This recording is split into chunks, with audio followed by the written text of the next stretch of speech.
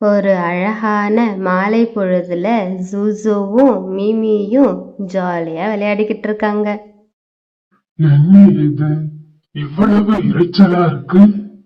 திரும்பவும் ஜூசோவும் மீமியும் சேட்டை பண்ண ஆரம்பிச்சிட்டாங்க போல. எத்தனை தடவை சொன்னாலும் மதிக்கவே மாட்டாங்க இவங்கள. ஹே ஜூசு மீமி, ஏன் இப்படி கத்துறீங்க? உங்களால அமைதியா விளையாட முடியாதா? எத்தனை தடவை சொன்னாலும் திருந்தவே மாட்டீங்களா? போங்க ஒழுங்கா இங்க இருந்து. ஹே ஜூசு, வா இங்க இருந்து போகலாம். என்ன மூமு, அந்த ஆந்த சொன்ன உடனே பயந்துட்டியா? இப்ப பாரு நான் யாருன்னு காட்டுறேன். ஹே ஜூசு, என்ன பண்ண போற? வேணா ஜூசு.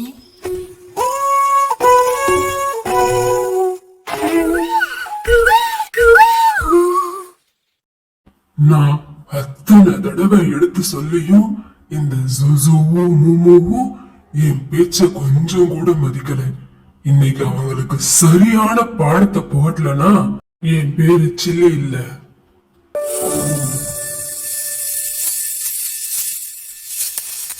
அந்த ஒண்ணுமே தெரியாத மாதிரி பைக்கு கீயையும் கார் கீயையும் எடுத்துக்கிட்டு அதோட ட்ரீ ஹவுஸ்க்கு போயிடுச்சு. ஐயோ, என்னோட பைக்கு கீழே காணுமே. நான் இங்க தானே வச்சேன். ஐயோ போச்சு, தொலைச்சிட்டனே. ஐயோ, பைக் இல்லாம வீட்டுக்கு போனா அப்பா தோல் உரிச்சிடுவாரே. அச்சோ, என்னோட கார் கீ எங்க போச்சு? மிமி, நீ பாத்தியா? என்னோட கீயும் காணும் ஜூசு. நானும் தேடிக்கிட்டு தான் இருக்கேன், கிடைக்கல. என்ன சொல்ற மிமி?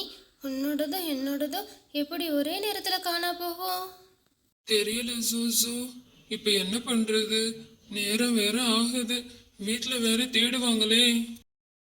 டிங்கு, பொன்னி, கனகா, 3 பேரும் எங்க இருக்கீங்க?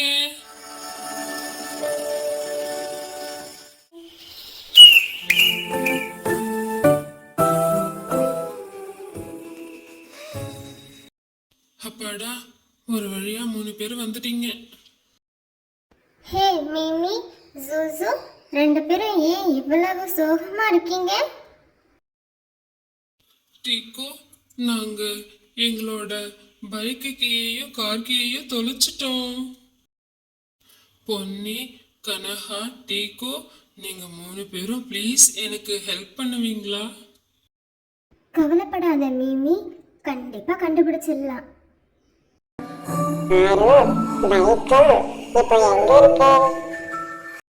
சில்லியோட ட்ரீ ஹவுஸ்க்கு முன்னாடி தான் பார்க் பண்ணி வச்சிருந்தோம் பொன்னி. சரி சீக்கிரம் வாங்க போகலாம். கீ எடுத்துட்டு போன மாதிரி காரையும் பைக்கையும் சேர்த்து எடுத்துட்டு போயிட போறாங்க யாராச்சும். 3 பறவைகளும் பைக் கார் பார்க் பண்ணி வச்சிருந்த இடத்துக்கு போகிறாங்க. என்ன இது? இதை பார்த்தா சில்லியோட இறகு மாதிரி இருக்கு. ஒன்று இருந்தால் பரவாயில்ல, இங்கே என்ன இத்தனை இருக்கு? ஓ, இது சில்லியோட வேலையாக தான் இருக்கும். மிமி, ஜூசு, கண்டிப்பாக இது சில்லியோட வேலையாக தான் இருக்கும்.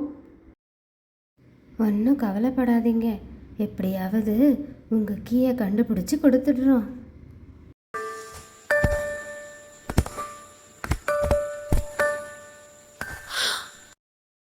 இந்த கீயை எங்கேயாச்சும் ஒளிச்சு வைக்கணுமே. எங்க ஒளிச்சு வைக்கலாம்?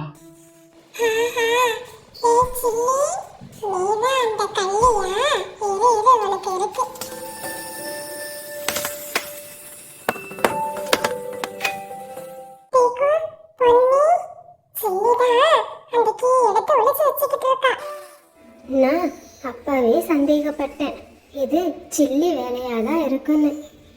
இப்போ நாம் எப்படியாவது சில்லியை டைவர்ட் பண்ணணும், அப்போதான் அங்கேருந்து கீ எடுக்க முடியும். சரி பொன்னி, நீ போயிட்டு சில்லியை டைவர்ட் பண்ணு, மீதி வேலையை நாங்கள் பார்த்துக்குறோம்.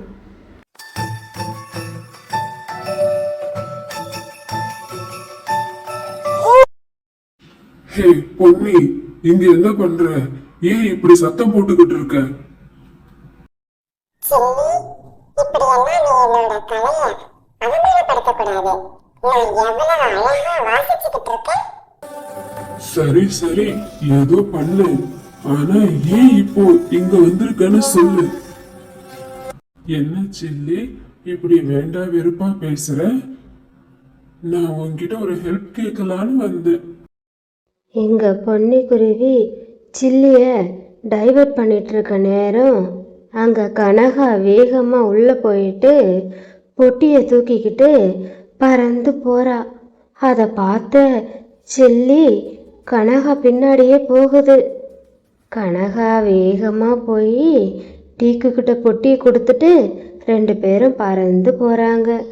போயிட்டு ஒரு இடத்துல வச்சு திறந்து பார்த்தா அதுக்குள்ளே சாவி இருக்கு.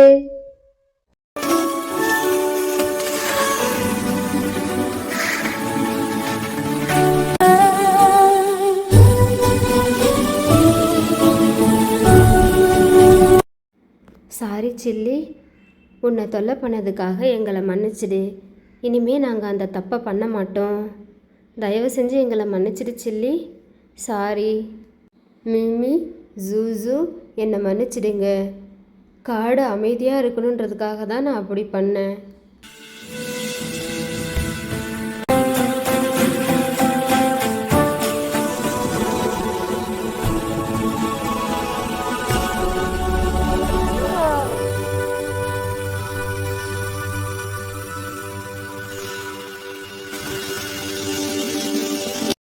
ஜூசுவும் மிமியும் பறவைகளுக்கு நன்றி சொல்லிட்டு தங்களோட வீட்டுக்கு போய்கிட்டு இருக்காங்க. ஹாய் சுட்டீஸ், இந்த வீடியோ உங்களுக்கு பிடிச்சிருந்தா லைக் பண்ணுங்க, ஷேர் பண்ணுங்க, கமெண்ட் பண்ணுங்க, மறக்காம சப்ஸ்கிரைப் பண்ணுங்க.